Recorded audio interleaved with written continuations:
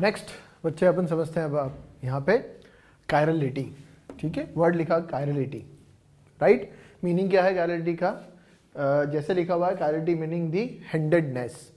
क्या मतलब है बच्चे हैंडेडनेस चीज का? Chirality is a Greek word, ठीक है, इंग्लिश वर्ड नहीं हुआ।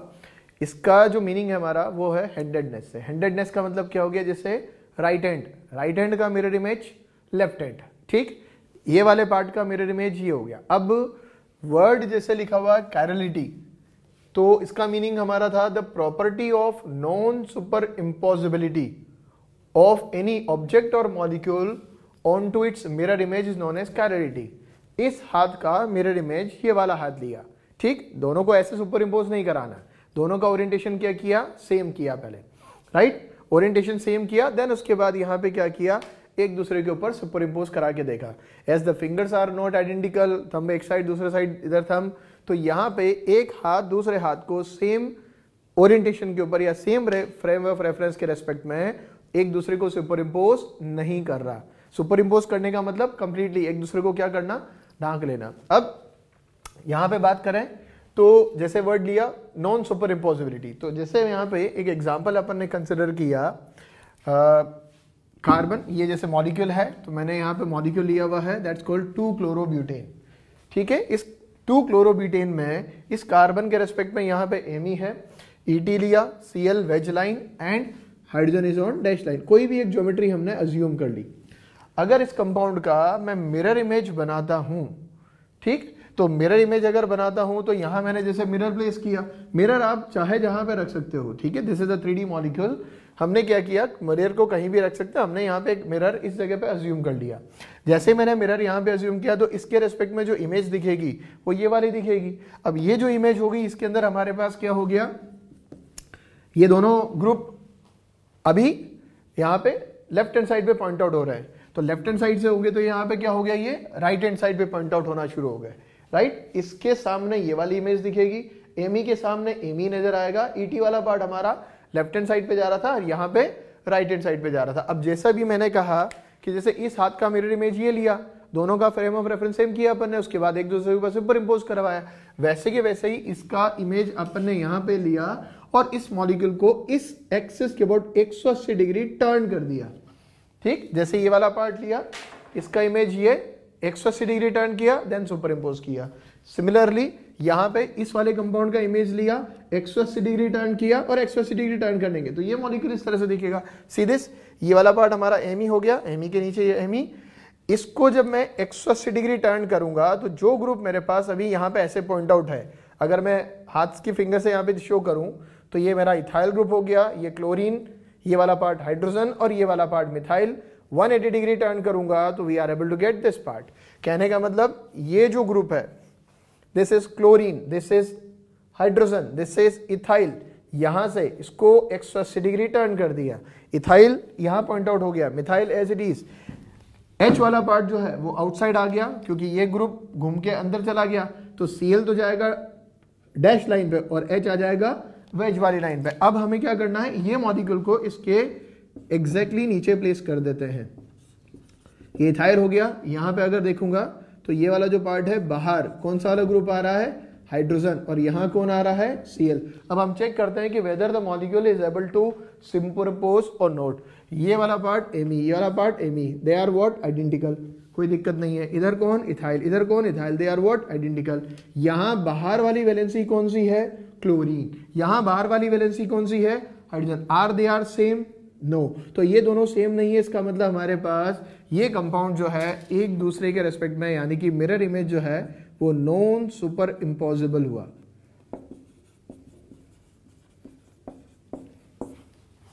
तो we are able to say that कि हमारे पास ये जो मॉलिक्यूल्स हैं, ये वाला मतलब इसमें जो ग्रुप हो गए, जब हमने इसका मिरर इमेज लिया, 180 डिग्री टर्न किया और एक मॉलिक्यूल के ऊपर दूसरे मॉलिक्यूल को रख के देखा, तो जो जो ग्रुप आइडेंटिकल थे वहां तक तो ठीक था। वेज लाइन पे सीएल, वेज लाइन पे एच, दे आर डिफरेंट। इसी तरह से डैश लाइन पे इधर एच है और इधर डैश लाइन पे CL, they are also different, they are called what? The non super impossible. अब एक बात बहुत ध्यान से सुनना, मान लो अगर ये दोनों ही क्लोरीन एटम होते, if you are able to say that कि अगर हमारे पास यही कई मॉलिक्यूल में इस तरह से बना दिया रहता, ये मैंने एमी लिया, ये मैंने इथाइल लिया, यहां पे बाहर ये Cl है या इस जगह पे भी Cl है, या आप ये अज्यूम कर सकते हो कि दोनों ही हाइड्रोजन होते।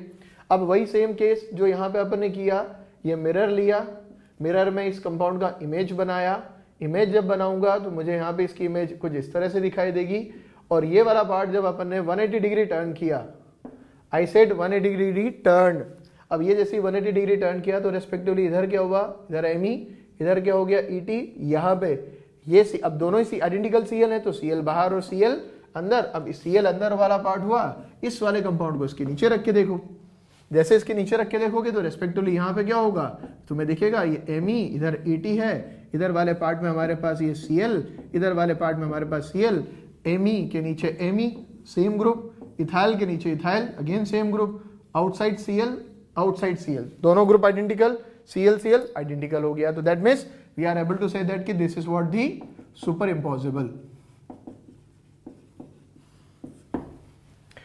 तो कोई भी कंपाउंड या कोई भी ऑब्जेक्ट अपनी मिरर इमेज को सुपर इम्पोज नहीं करता है।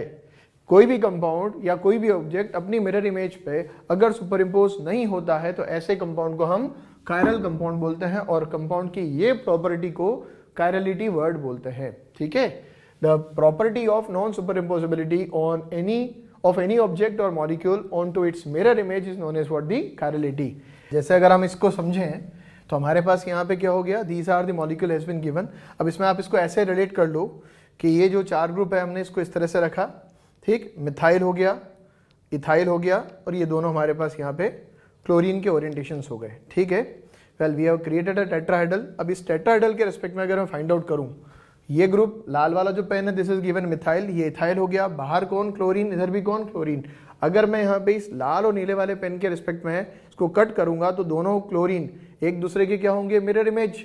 तो जो कंपाउंड को POS या COS होता है वो कंपाउंड अपनी इमेज को सुपर इंपोज करने की प्रॉपर्टी रखता है, और जो कंपाउंड अपनी इमेज पे सुपर इंपोज हो जाएगा उस कंपाउंड को हम कायरल नहीं बोलेंगे। क्लियर? वेल, अब जैसे अपन ने वर्ड समझा कायरलिटी, ठीक है, उसके ऊपर क्वेश्चंस पूछा कि which of the following molecule और ऑब्जेक्ट्स आर कायरल।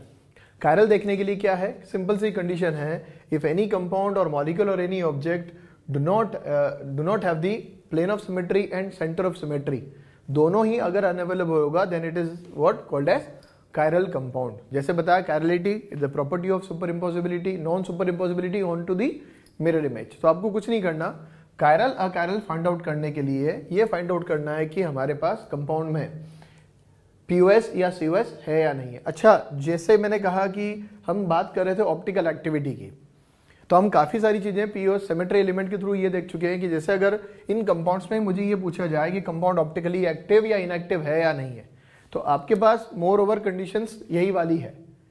ठीक है, सारे ऑप्टिकली एक्टिव कंपाउंड्स जो हैं वो कायरल होते हैं। हाँ, ये जरूर है कि सारे कायरल कंपाउंड्स हैं वो ऑप्टिकली एक्टिव हो, ऐसा जरूरी नहीं है।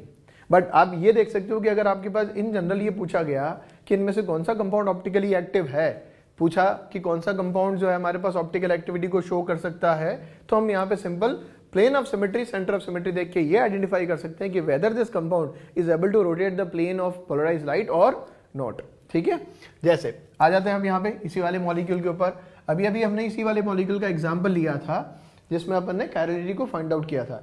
ठीक, ये कार्बन, इसके अबाउट अगर मैं देखूं, एक मेरा मिथाइल ग्रुप हो गया CH2 CH3, तो ये हमारे पास एक इथाइल ग्रुप हो गया, एक हमारे पास क्लोरीन वाला ग्रुप हो गया, दूसरा हमारे पास हाइड्रोजन हो गया। इसी मॉलिक्यूल के रेस्पेक्ट में हमने कायरलिटी का एग्जाम्पल लिया।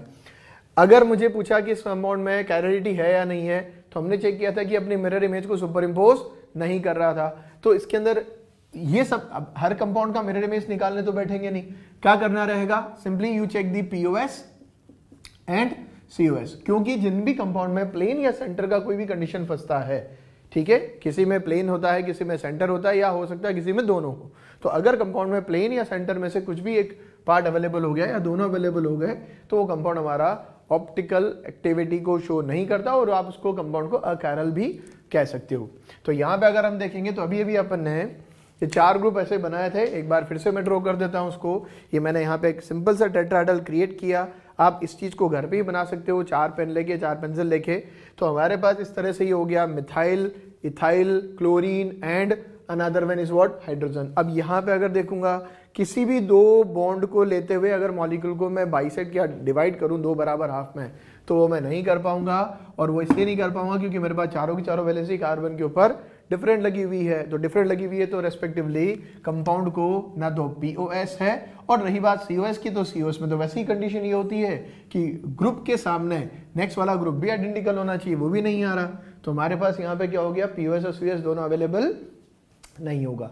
और नहीं होगा तो कंपाउंड के लिए हम बोल सकते हैं कि this compound is simply what, the chiral. Clear है? वेल, अब फाइंड आउट करते हैं second number example. Second example में क्या किया, वेल इस तरह की कंडीशन ली। अब इसमें क्या है, जैसे मुझे यहां दिख रहा है कि इस कार्बन के ऊपर एक तो ब्रोमीन एटम है और एक हमारे पास हाइड्रोजन एटम है, इधर दोनों साइड में मिथाइल मिथाइल लगा हुआ है। अगर हम इस ब्रोमीन हाइड्रोजन के रेस्पेक्ट में लेते हुए इस मॉलिक्यूल को डिवाइड करें तो ये दोनों हाफ मेरे पास आइडेंटिकल हो गए। दोनों हाफ आइडेंटिकल हो गए तो यहाँ पे क्या हो गया, एक कंपाउंड के अंदर पीओएस आ गया। अच्छा, ये वाला पीओएस नहीं होगा, इसके अंदर अगर मैं कहूंगा तो पीओएस जो होगा वो कौन सा वाला होगा, ये वाला पार्ट हमारा पीओएस होगा। क्यों? क्योंकि बीआर और एच इसको लेके काटेंगे तो आधा हाफ इधर आधा हाफ इधर, इधर एच का आधा हाफ इधर आधा हाफ इधर, इधर मिथाइल और मिथाइल हो गए, they are what, mirror image of each other. तो रेस्पेक्टिवली आप कह सकते हो कि इस वाले पार्ट में हमारे पास ये वाला जो प्लेन हो गया, this is nothing but POS. और अगर इसके अंदर पीओएस हो गया तो कंपाउंड जो है दिस इज अकायरल। कायरल वो जिसको पोस कोस नहीं हो, और अकायरल वो जिसको दोनों में से कोई भी एलिमेंट हो या दोनों एलिमेंट भी हो सकते हैं। थर्ड एग्जांपल की बात करते हैं। साइन थिंग सिंपली नजर आ रहा होगा, दिस इज हैविंग पीओएस। क्या अवेलेबल है इसके अंदर, पीओएस। अगर कंपाउंड में पीओएस है तो भी सी बात है, this is again what, the achiral. Hope so got this point, ठीक है। अच्छा, अगर मैं पूछूं कि ये बोर्ड का प्लेन पीओएस है क्या, if asking this part whether it is a POS और नॉट, तो अगर वैसे मैं बोर्ड के प्लेन से इसको कट करूं, तो बोर्ड के प्लेन से अगर कट करूंगा तो क्या होगा, मिथाइल हाइड्रोजन मतलब मिथाइल कार्बन वाला पार्ट तो ओके, बाहर कौन सा ग्रुप आ रहा है इस कार्बन के ऊपर, OH, अंदर कौन सा ग्रुप है, हाइड्रोजन। OH और hydrogen, are they are mirror image, no.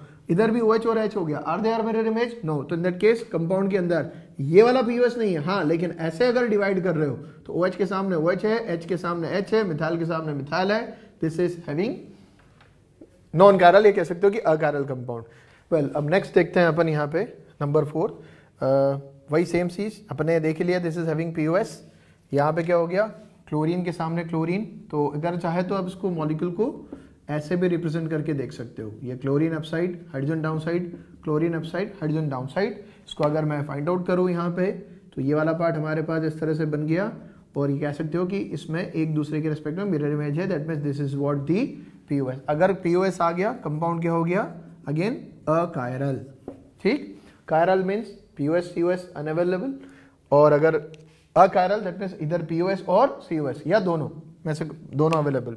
अब जैसे ये वाला कंपाउंड है, इसके अंदर अगर मैं देखूं यहाँ पे, तो ये एमी, इधर एमी, up side down side, double bond, इसको सीओएस भी अवेलेबल हो रहा है और POS, as if the molecule can be divided in the 2 equal half through the plane of the board. ठीक है, तो यहाँ पे कह सकते हो कि इसको पीओएस सीओएस दोनों है, तो this is again what, the achiral. ठीक, हम आ जाते हैं यहाँ पे नेक्स्ट नंबर 6 के ऊपर, सीधा सीधा पार्ट। अब थोड़ा स्पीड पकड़े, तो यहाँ पे ये वाला जो पार्ट हुआ, दिस इज अब पीओएस, ये वाला पार्ट पीओएस हो गया, तो ये वाला कंपाउंड भी हमारे पास क्या हो गया, अकायरल।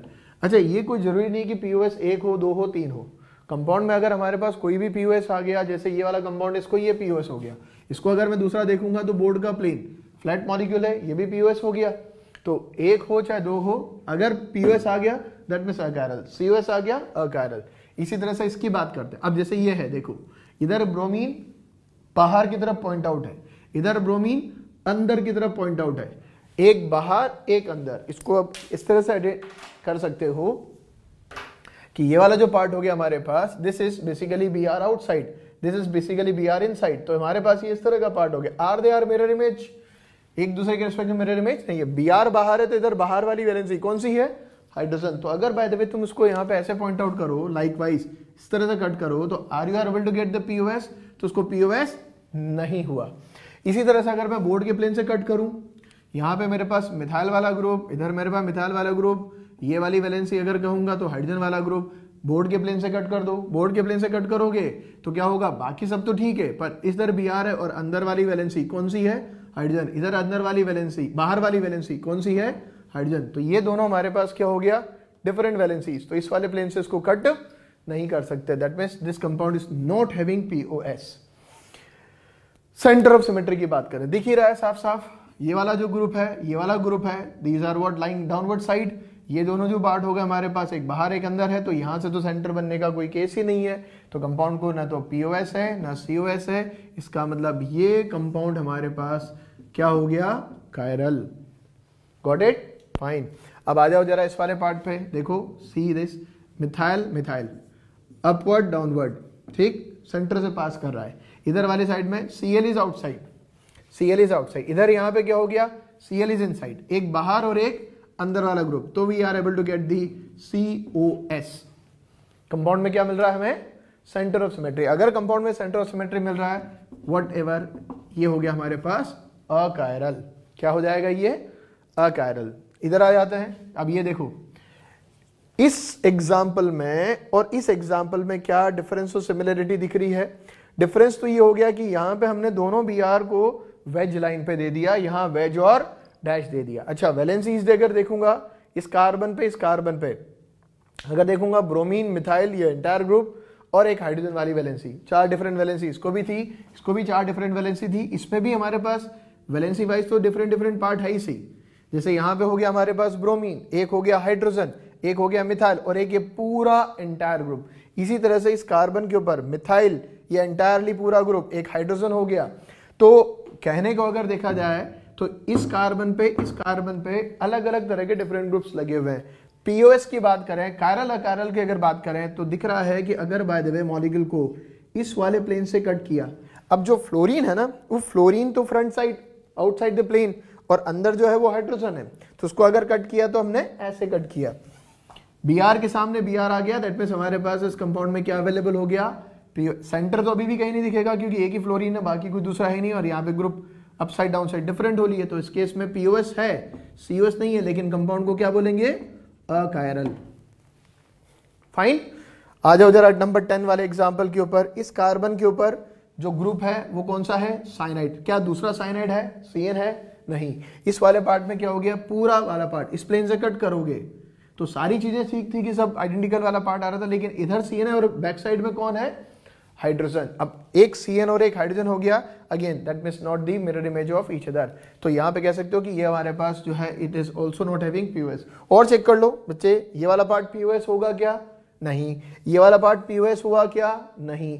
क्या ये वाला पार्ट POS होगा, नहीं। सेंटर की बात करें तो सेंटर के रेस्पेक्ट में इधर तो बेंजीन है और यहाँ पे हमारे पास साइक्लोहेक्सेन डेरिवेटिव वाला पार्ट लगा हुआ, तो ये जो ग्रुप हुआ तो इस जगह पे हमारे पास will not be having the COS। POS and COS unavailable हो गए, तो इस केस में ग्रुप या कह सकते हो कि कंपाउंड जो है वो क्या हो गया, chiral. I hope so must be getting this part. अब बात करते हैं थोड़ा 11th नंबर एग्जाम्पल की।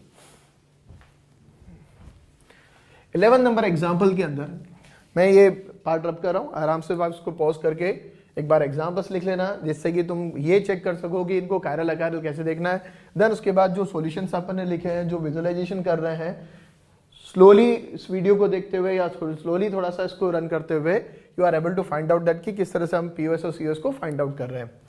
अब जैसे 11 number example, this is basically cumulated diene, है ना, क्यूमुलेटेड लगातार पाई बॉन्ड दे रखे हैं। पहले अगर मैं यहाँ पे इसकी ज्योमेट्री को ड्रॉ करूं तो ये क्लोरीन, इधर हाइड्रोजन, ये कार्बन, फिर इधर यहाँ पे अगर कहूं तो क्लोरीन और हाइड्रोजन। सबसे पहले तो ये बात आती है कि ये वाला मॉलिक्यूल प्लेनर है या नहीं है। जैसे सिंपल डबल बॉन्ड दिख रहा है तो देखने में आता है कि प्लेनर होगा, नहीं, but this is non planar molecule. ये हमारा प्लेनर नहीं है। क्यों नहीं है, तो जरा इसको अपन ऐसे फाइंड आउट करें, जो बीच वाला कार्बन है, that middle carbon is basically sp hybridised, ठीक है। एक s ऑर्बिटल, एक p ऑर्बिटल के इंटरमिक्सिंग से बनने वाला हाइब्रिडाइज्ड ऑर्बिटल हो गया हमारा sp हाइब्रिडाइज्ड। अब sp अगर हो गया तो ये p आप x y z में से कोई सा भी एक अज्यूम कर लो, लेट अस से x px है। अब अगर वैसे हमने px अगर अज्यूम किया तो जो बचे हुए p ऑर्बिटल हुए वो कौन कौन से हो गए, एक py वाला हो गया और एक pz वाला हो गया। तो अगर मैं यहां पे देखूं तो एक पाई बॉन्ड इधर की साइड, एक पाई बॉन्ड इधर की साइड, तो इस कार्बन का ये हमारे पास इस कार्बन के साथ अगर बॉन्ड बना तो लीनियर फैशन में जो बॉन्ड अरेंज्ड है वो तो हमने ले लिया sp हाइब्रिडाइज्ड वाले, ये वाला पार्ट मैंने लिया इसका लेट्स से py, ठीक है। इसके रेस्पेक्ट में यहाँ पे ये बॉन्ड बना, ये बोर्ड के प्लेन में ले लिया, तो जो ग्रुप की ओरिएंटेशन है वो एक बाहर और एक अंदर, ठीक है। इसी तरह से अगर मैं यहाँ पे दूसरा वाला पार्ट लेके चलता हूं, तो जैसे दूसरा वाला पार्ट अपन ने लिया तो उसका जो पाई बॉन्ड होगा वो कैसा होगा, तो let's see those part also. अब जैसे अगर आपने यहाँ पे लीनियर फैशन में तो ये अरेंज कर लिया, ये वाला पार्ट अगर py हुआ तो इसके परपेंडिकुलर ये वाला पार्ट हमारा क्या होगा, pz। अब ये pz अगर होगा तो इस pz का जो ओरिएंटेशन है वो हमने कैसे बना दिया, that is perpendicular to the board, तो ये वैलेंसी अप साइड और डाउन साइड। इसको अगर अपन ध्यान से देखें तो ये हो गया हमारे पास कार्बन कार्बन, फिर ये हमारे पास कार्बन, एक प्लेन शो किया इस तरह से, this is of pi bond, और एक प्लेन शो किया हमने इस तरह से। These are the two perpendicular plane which is basically being framed due to the availability or due to the formation of these pi bonds। अब इस pi bond के रिस्पेक्ट में अगर मैंने ये बोर्ड के प्लेन पे pi bond बनाया तो जो ग्रुप की वैलेंसीज होंगी वो क्या होंगी, मेरी front side and back side. इसी तरह से अगर मैं यहां पे इसके लिए फाइंड आउट करूं तो जब मैंने पाई ऑर्बिटल, ये कह सकते हो कि मैंने जो p ऑर्बिटल का ओरिएंटेशन है वो pz वाला माना, तो यहां पे वैलेंसी मेरी एक अपवर्ड साइड होगी और एक डाउनवर्ड साइड होगी। अब अगर अपन इसको 3D में विजुअलाइजेशन करें तो 3D में विजुअलाइजेशन किस तरह से होगा कि मेरी दो वैलेंसीज इस कार्बन पे इस तरह से ओरिएंटेड है और इस वाले कार्बन की जो दो वैलेंसी है वो इस तरह से ओरिएंटेड है। दैट मीन्स हमारे पास वैलेंसीज का ओरिएंटेशन इस तरह से दिया हुआ है। अब अगर मुझे इसका प्लेन या सेंटर फाइंड आउट करना है, पहली चीज तो यह है कि as if the different groups are test, ये कह सकते हो कि हमारे पास यहाँ पे इनका प्लेन डिफरेंट है तो सेंटर ऑफ सिमेट्री तो आना नहीं है। अब अगर बाय द वे मैं कहूं कि एक फ्रंट और एक बैक वाली वैलेंसी है, एक टॉप और बॉटम वाली वैलेंसी, तो इसको कट करने के कितने तरीके होंगे। तो पहला चीज है कि अगर बाय द वे इसको इस प्लेन से कट करें, if we are basically having this plane, इसको इस प्लेन से हम कट करना शुरू करें तो जब यहां तक, मतलब ये वाला पार्ट तो हमारा पास आइडेंटिकल हाफ में डिवाइड हो गया, इधर तो कुछ है नहीं, तो ये वाला पार्ट जब प्लेन कट करते जाएंगे इस कार्बन पे एक तो बाहर वाली वैलेंसी कौन सी है, हाइड्रोजन, अंदर वाली वैलेंसी कौन सी है, chlorine. Are they are same, no, तो ये वाला जो पार्ट है ये POS नहीं होगा। अब इस हाइड्रोजन और क्लोरीन के रिस्पेक्ट में जब हमने कट करना शुरू किया तो हमारे पास ये वैलेंसी तो फ्रंट और बैक में बराबर डिवाइड हो गई, पर आगे जब गए तो ये वाली जो वैलेंसी थी दोनों क्लोरीन और हाइड्रोजन वाली, ये डिफरेंट होने की वजह से ये वाला पार्ट POS नहीं हुआ। दूसरा प्लेन हम ट्राई करें कि बोले सर ऐसा करो, इस हाइड्रोजन और क्लोरीन के रिस्पेक्ट में कट करना शुरू कर दो। अब अगर इस हाइड्रोजन और क्लोरीन के रिस्पेक्ट में मैंने इसको कट करना शुरू किया तो जब मैं इसको यहां से कट करना शुरू करूंगा तो रेस्पेक्टिवली ये दोनों जो वैलेंसीज हैं टॉप और बॉटम पे हाफ हाफ डिवाइड हो जाएंगी। आगे जब अपन प्रोसीड करते जाएंगे तो जब आगे प्रोसीड करते जाएंगे तो दिख रहा होगा कि ऊपर वाली वैलेंसी क्लोरीन है, नीचे वाली वैलेंसी हाइड्रोजन है। दैट मीन्स हमारे पास इस कंपाउंड में किसी भी तरीके से POS नहीं आ रहा। रही बात सेंटर ऑफ सिमेट्री की, अब सेंटर देखने के लिए क्या बताया था कि सेंटर देखने के लिए था कि क्लोरीन के अपोजिट एंड पे वही क्लोरीन, यहां तो हमारे पास वैलेंसीज ही मतलब परपेंडिकुलर हो गई, तो अगर वैलेंसीज परपेंडिकुलर हो गई तो you will not be able to get the COS। तो the compound is not having the POS as well as COS। तो जिन कंपाउंड में प्लेन और सेंटर दोनों नहीं होता तो ये कंपाउंड हमारे पास कैसे हो गए, chiral. Is that clear? Well, एक बार दोबारा से फिर से रिपीट कर देता हूं, these are called cumulated diene. Dienes करके दे रखा है अगर दो पाई बॉन्ड लगातार किसी कार्बन एटम के रेस्पेक्ट में अगर बने हुए हैं तो दोनों पाई बॉन्ड एक दूसरे के परपेंडिकुलर होंगे, तो जो उन कार्बन से जुड़ी हुई टर्मिनल कार्बन की वैलेंसीज होंगी, ये वैलेंसीज एक दूसरे के रेस्पेक्ट में सेम प्लेन में लाई नहीं करेंगी। और ये वाला पार्ट अगर सेम प्लेन में लाई नहीं करेंगी तो these valencies are perpendicular to each other. तो या तो आप इस वाले प्लेन से कट करो या इस वाले प्लेन से कट करो, तो you are basically able to get the POS और may not get the POS, जैसे कि हमें इसमें POS नहीं मिल रहा। अच्छा, अगर बाय द वे मैं ये कहूं कि इसमें हाइड्रोजन की जगह यहां भी क्लोरीन होता, तो अगर हाइड्रोजन की जगह यहां भी क्लोरीन होता तो क्या कर सकते थे कि जब आप इसको हाइड्रोजन और क्लोरीन वाले प्लेन से कट कर रहे होते तो ऊपर क्लोरीन नीचे क्लोरीन, तो अगर ऊपर और नीचे दोनों तरफ क्लोरीन होते तो ये दोनों तो एक दूसरे के क्या हो जाते, मिरर इमेज। जब हम इसको ऐसे कट कर रहे होते तो यहां पे क्या हो जाता, मिरर इमेज। तो हम बोल सकते थे कि इस कंपाउंड में पीओएस है, कब, जब दोनों वैलेंसीज आइडेंटिकल हो जाती, या इधर की दोनों वैलेंसी आइडेंटिकल हो जाती। अब यहां पे तो वैलेंसी क्या दिया हुआ है, हाइड्रोजन, और हाइड्रोजन दिया हुआ है, तो in that case we are not having POS. I hope so समझ में आया, ठीक है। अब जैसे अगर मैं इसी पार्ट को नेक्स्ट एग्जांपल से रिलेट करके देखूं, ये हमारे पास हो गया क्यूमुलेटेड डाइईन्स, है ना, या उसका डेरिवेटिव है। अब जैसे ये स्पायरो कंपाउंड्स बनाया अपन ने, दीज आर कॉल्ड स्पाइरेंस। क्या बोलेंगे इनको, स्पाइरेंस। अब जरा अपन इसको समझते हैं। जैसे अपन ने यहाँ पे क्या किया, इस कार्बन की बात करते हैं जहां मैंने थंब रखा। इस कार्बन के अबाउट मैंने यहाँ पे 4 वैलेंसी को ड्रॉ किया, एग्जैक्टली वही वाला चीज जैसे कि अपन पहले देख रहे थे। यहाँ पे ये मैंने इसको इस तरह से ड्रॉ किया या इस तरह से बनाया। अब इसमें एक पार्ट आप ऐसे देख लो कि यहाँ पे अपन ने ये रिंग क्रिएट कर दी, ठीक है। तो एक तो मेरे पास यहाँ पे ये रिंग बन गई लाइकवाइज, और इस 2 वैलेंसी को अगर बाद में फर्दर आगे कंप्लीट करूं तो एक रिंग मेरे पास ये बन गई, ये वाली रिंग और ये वाली रिंग। अगेन दोनों क्या हो गई, परपेंडिकुलर। कैसी हो गई है, परपेंडिकुलर। तो ये जैसे वाला पार्ट हुआ और ये वाला पार्ट जब यहां पे कंप्लीट किया तो दोनों रिंग परपेंडिकुलर हो गई। अब इस रिंग के ऊपर लेट्स से इसको ऐसे समझ लेते हैं, ये वाला रिंग जब है तो यहां पे इस रिंग के ऊपर ये जो मेरा थंब जहां से जैसे मैंने इसको होल्ड किया हुआ है पेन के टिप को, तो इस वाले पार्ट पे अगर वैलेंसी देखूंगा तो एक तो फ्रंट साइड में आएगी और एक बैक साइड में। जब इधर वाली रिंग कंप्लीट करूंगा तो एक वैलेंसी टॉप साइड में आएगी और एक बॉटम साइड में आएगी। तो हमारे पास ये वाला जो पार्ट हुआ फ्रंट और बैक, और इधर टॉप और बॉटम। तो रेस्पेक्टिवली इस जगह पर अगर देखा जाएगा तो अगेन कंपाउंड को पीओएस नहीं होगा। क्यों, क्योंकि ये दिख रहा है कि ये दोनों वैलेंसी, इस कार्बन की दोनों वैलेंसी और इस कार्बन की दोनों वैलेंसी डिफरेंट है। अगर मैं बी आर और एच को लेते हुए कट करना शुरू करूं तो वेल ये सब तो मैंने कर लिया बराबर हाफ में डिवाइड, आगे गए आगे गए आगे गए, यहां तक पहुंचे। बाहर कौन सी वैलेंसी, ब्रोमीन, अंदर कौन सी valency, hydrogen. Are they are same, no. अगर दोनों ब्रोमीन होते तो सेम हो जाती। अब सेम हो जाती तो अपन यहां पे इस प्लेन से कट कर सकते थे, पर चूंकि एक तरफ हाइड्रोजन है और एक तरफ ब्रोमीन है तो वो आइडेंटिकल नहीं हुई, तो ये हमारे पास पीओएस नहीं होगा। इसी तरह से अगर हम इस H और Br से कट करना शुरू करें, अब ये वैलेंसी ऐसे शो की हुई है, ठीक है, हमने कट इसको ऐसे करना शुरू किया, H और Br या Br और H, up side down side बराबर कट गया, आगे गए, अगली 2 वैलेंसी इस तरह से मिल रही है। अब जब इस प्लेन से कट कर रहे हैं तो एक ब्रोमीन और एक H हो गया, ठीक है।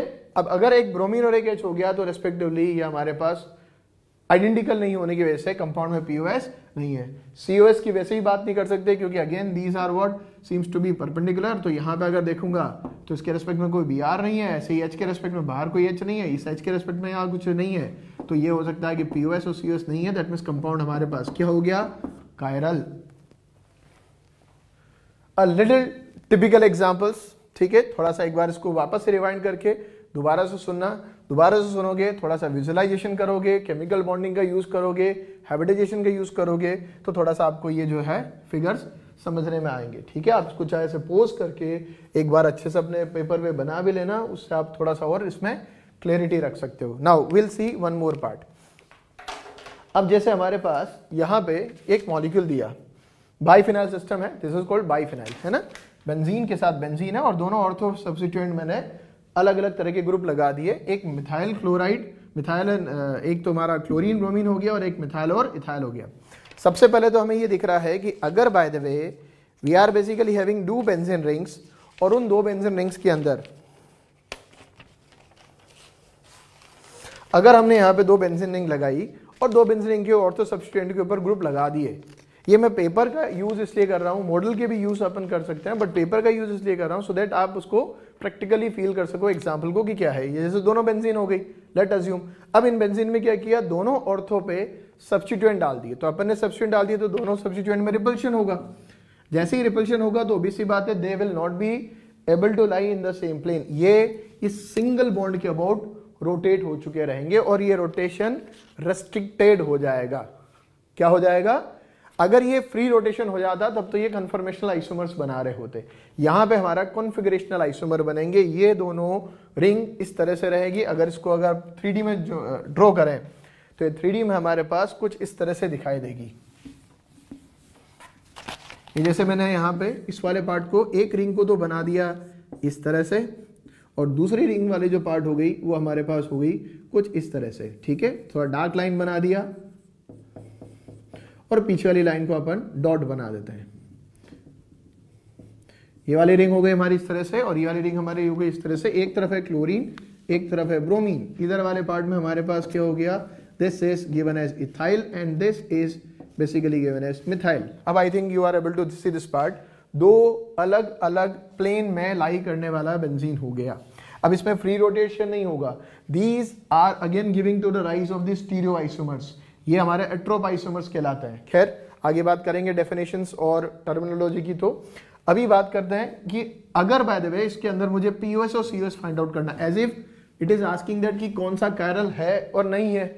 तो कायरल देखने के लिए क्या बताया, प्लेन और सेंटर। सेंटर की बात करें तो सीएल के रेस्पेक्ट में सीएल कुछ नहीं, तो सीओएस तो आप बहुत आसानी से देख सकते हो, दैट्स वेरी इजी। पीओएस की अगर बात करें, इस बेंजीन के प्लेन से अगर कट करूं तो ये सब तो ठीक है, ये वाली आधी ऊपर आधी नीचे, ठीक है।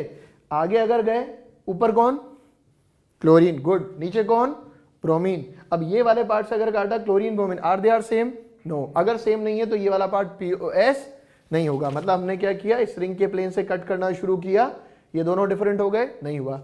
इसी तरह से अगर बाय द वे मैं इसको इस प्लेन से कट करूं, इस प्लेन से कट करूंगा तो बोर्ड के प्लेन में क्लोरीन ब्रोमीन ये बेंजीन रिंग आ गई, आधा इधर आधा अंदर, ठीक है। आगे गए, आगे जाने के बाद बाहर वाली वैलेंसी कौन सी, इथाइल, अंदर वाली वैलेंसी कौन सी, मिथाइल। तो in that case they are same, no. अगर दोनों मिथाइल होते तो सेम हो जाती, गुड। अब अगर दोनों सेम हो जाती तो इन दैट केस आप कह सकते थे कि सर ये वाले प्लेन से अगर मॉलिक्यूल को कट करेंगे तो we are able to get the two equal halves. अगर इथाइल और मिथाइल है तो हमारे पास दोनों इक्वल हाफ नहीं मिलेंगे, दैट मीन्स कंपाउंड में पीओएस और सीओएस नहीं है। ये तीनों एग्जांपल्स जो अपन ने लिखे हुए हैं, और उसके बाद एक और एग्जांपल इसी के ऊपर फ्रेम किया हुआ है। तो यहां पे हमारे पास ये सारे के सारे example almost same category type, same category के ही हैं, ठीक है। क्यूमुलेटेड डाइन्स हो गया, स्पाइरेंस हो गए, स्पाइरो कंपाउंड्स उन्हें बोलते हैं जिनमें दो रिंग के अंदर या दो रिंग के रेस्पेक्ट में एक कॉमन कार्बन एटम होता है, ठीक है। तो ये पीओएस सीओएस नहीं है, तो ये कंपाउंड हमारे पास ये भी क्या हो गया, कायरल, ठीक है। Very very important concept. ये ऐसा कंसेप्ट है कि इसमें मोस्ट ऑफ द टाइम आपको हो सकता है कि जेई के अंदर, हो सकता है कि हमारे पास मेंस और एडवांस के अंदर ये इस तरह के क्वेश्चंस आपको पूछे कि इनमें से कौन सा कंपाउंड ऑप्टिकली एक्टिव, इनएक्टिव है, या कौन सा कंपाउंड कायरल, अकायरल है। 14 नंबर की बात करते हैं। ऑलमोस्ट सिमिलर पार्ट, क्यूमिलिन था, स्पाइरन था, दोनों चीजों को मिला दिया। बहुत सिंपल सा पार्ट है, कार्बन कार्बन डबल बॉन्ड के रेस्पेक्ट में अगर बात करोगे तो पूरा, अगर ये ग्रुप नहीं होता तो आप इसको क्लियर कट ऐसे कैसे ही काट सकते थे। अब ये अगर बाय द वे ऐसे कैसे अगर काट सकते थे तो फ्लैट कट गया, लेकिन यहां बाहर वाले वैलेंसी कौन सी है, दिस इज मिथाइल। यहां पे अंदर वाली वैलेंसी कौन सी है, हाइड्रोजन। तो अगर मैं इसको ऐसे कट करूंगा, बाहर तो मिथाइल आ रहा है, अंदर क्या आ रहा है, हाइड्रोजन। तो is it a POS, good, no. क्यों, क्योंकि यहां पे अगर बात करें, ये वाले पार्ट से अगर हमने कट किया तो इस कार्बन की वैलेंसी, एक मिथाइल बाहर है, हाइड्रोजन अंदर है, तो दे आर नॉट सेम। अगर दोनों हाइड्रोजन होते तो सेम होता, तो फिर आप कह सकते थे कि ये वाला पार्ट हमारा पीओएस, प्लेन ऑफ सिमेट्री हो गया। इसी तरह से अगर इस तरह से कट किया, तो अगर इसको इस तरह से कट किया तो रेस्पेक्टिव ऊपर क्लोरीन नीचे हाइड्रोजन, तो ये वाला जो पार्ट है, again this is not having POS, not having COS. POS COS नहीं हुआ, कंपाउंड को क्या बोलेंगे, they are called chiral. Chiral is used for any compound or any object, even हम सीलिंग फैन, स्क्रू, ठीक है, hockey stick, right, kit tricycle, किसी भी चीज के लिए कायरल अकायरल को फाइंड आउट कर सकते हैं, ठीक। कोई भी ऑब्जेक्ट के बारे में अगर कमेंट करें, इवन डस्टर है या कोई भी दूसरा ऑब्जेक्ट है, अगर आपको पूछे कि वो कायरल है कि नहीं है, तो कायरल देखने के लिए आपको क्या करना पड़ेगा, यू जस्ट नीड, अब ऐसा थोड़ी ना उसकी मिरर इमेज बनाओगे, फिर इमेज बना के 180 टर्न करोगे, फिर उसके ऊपर सुपर इम्पोज कराओगे। तो एक आइडेंटिकल, आसानी से आइडेंटिफाई करने वाला पार्ट ये हो गया कि आप ये देख सकते हो कि कंपाउंड में पीओएस और सीओएस है या नहीं है। अगर है तो अकायरल, और अगर नहीं है तो कायरल, वो अपनी इमेज को कभी सुपर इम्पोज नहीं करेगा। अब जैसे 15 नंबर की बात कर लेते हैं, तो 15 नंबर में अगर देखेंगे तो this is nothing but triene, 3 pi bonds हो गए। क्या करोगे, Cl 1 2 और 3। अब यहां पे इस कार्बन कार्बन के रिस्पेक्ट में कैन आई, ठीक है।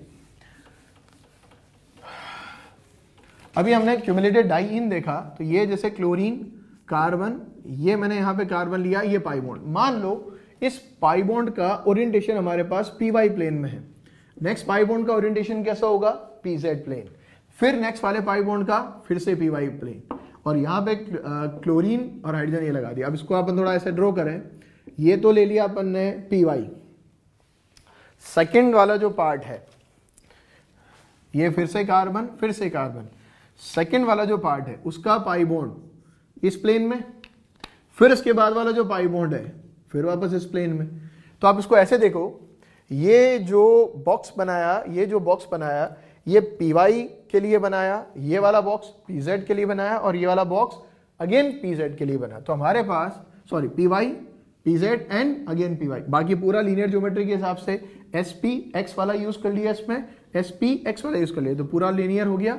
यहां पे अगर बात करूंगा तो एक वैलेंसी हाइड्रोजन, एक वैलेंसी क्लोरीन, चाहो तो ऐसे लिख लो, इधर भी एक वैलेंसी हाइड्रोजन, इधर वैलेंसी क्लोरीन। तो आप कह सकते हो कि इस जगह पे हमारे पास कंपाउंड को अगर वायदे में देखूंगा तो ये जैसे दोनों क्लोरीन हो गए, तो इसको ऐसे कैसे ही 2 पार्ट में डिवाइड कर दो, ऐसे काट सकते हो, बीच वाले पार्ट से काट सकते हो। तो this compound is having what, POS। COS की बात कर, अच्छा ये दिख रहा है प्लेनर हो गया, ये क्या हो गया, प्लेनर, क्योंकि आपके पास ये वाली पाई बॉन्ड परपेंडिकुलर, फिर ये वाली पाई बॉन्ड उसके परपेंडिकुलर का परपेंडिकुलर, फिर परपेंडिकुलर, तो इन दैट केस दोनों सेम प्लेन में। तो हमारे पास यहाँ पे कंपाउंड को POS, और POS अगर अवेलेबल हो गया तो we are able to get what this as a chiral molecule. I hope so must have understood this part. एक बार फिर से इलेबोरेट कर देता हूं, ये वापस से इस तरह से देख लो कि तुम्हारे पास कार्बन कार्बन क्यूमिलीन जब भी दे रखा होगा, तो अगर बाय द वे क्यूमिलीन दे रखा होगा तो अगर 2 पाई बॉन्ड है तो दोनों टर्मिनल वैलेंसी एक प्लेन में कभी लाई नहीं करेंगी। 3 पाई बॉन्ड अगर है तो टर्मिनल वैलेंसी सेम प्लेन में लाई करेगी। सिंपल सा एग्जांपल, ये PY, ये PZ और ये फिर से PY, पहला तीसरा सेम प्लेन, बाहर वाली वैलेंसी H, मन करे तुम्हारा Cl बाहर कर दो, H अंदर कर दो, इसी तरह से ये वाला पार्ट H Cl कर दो, तो this compound is having POS। Got this? तो इसी तरह से हमारे पास देख सकते हैं कि दिस इज व्हाट कायरल और अकायरल। अब इसके ऊपर बेस्ट काफी सारे क्वेश्चंस जो हैं वो शीट्स में और हमारे रेसेस में रहेंगे, तो उसको अपन वैसे प्रैक्टिस करेंगे। अब इसमें यह है कि जैसे अपन ने कायरल अकायरल के लिए, प्लेन ऑफ सिमेट्री के लिए, सेंटर ऑफ सिमेट्री के लिए, एक्सिस ऑफ सिमेट्री के लिए अलग अलग तरह के एग्जाम्पल्स को प्रैक्टिस किया। इन सारे एग्जाम्पल्स को मैं ये बोलूंगा तुमको कि सबको एक साथ लिख लो, और सबको एक साथ लिखने के बाद एज अ टेस्ट आप ये देख सकते हो कि हमारे पास कौन कौन से कंपाउंड में प्लेन, सेंटर, एक्सिस और उसके बाद कायरल अकायरल अवेलेबल है। Axis of symmetry, proper axis of symmetry के होने नहीं होने से कायरल अकायरल को डिसाइड नहीं करेंगे।